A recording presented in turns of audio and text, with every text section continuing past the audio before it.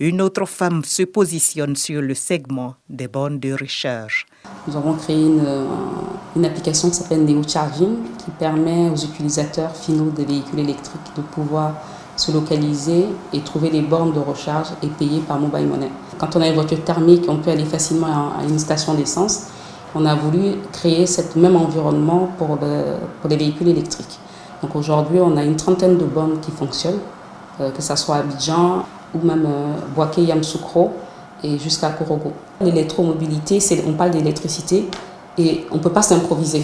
Il faut que ça soit structuré, il faut que les personnes qui interviennent soient formées, rendent un service sécurisé et de qualité aux utilisateurs. De l'importation à la maintenance des véhicules électriques en Côte d'Ivoire, c'est tout un écosystème qui petit à petit se met en place.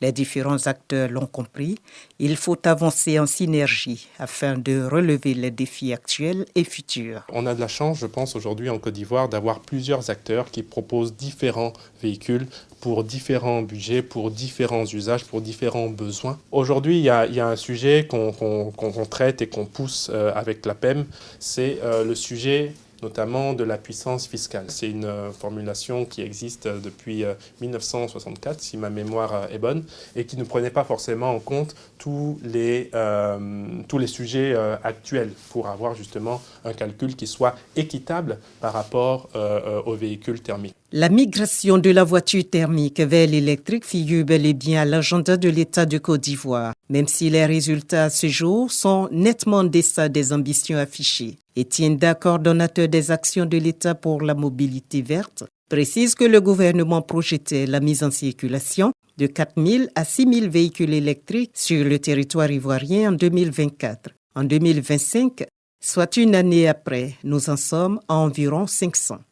À ce rythme, la volonté du gouvernement d'intégrer 10% de véhicules électriques au parc automobile de l'État d'ici à 2030 semble irréalisable.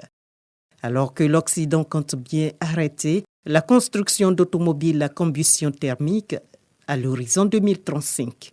Comme solution, les acteurs préconisent. Il y a plusieurs pays en Afrique qui sont nos voisins, comme le Togo, le Bénin et le Ghana, où c'est zéro taxe quand la voiture électrique arrive.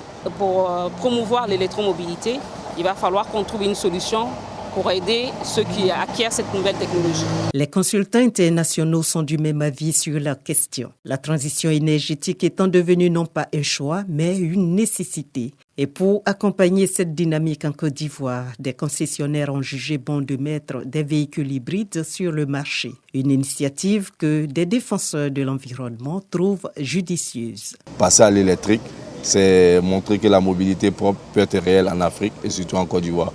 L'environnement aussi, c'est l'alternative. Il faut penser à l'alternative. Donc l'hybride peut être une belle alternative, le temps qu'il y ait un maillage sur le territoire national de bornes électriques.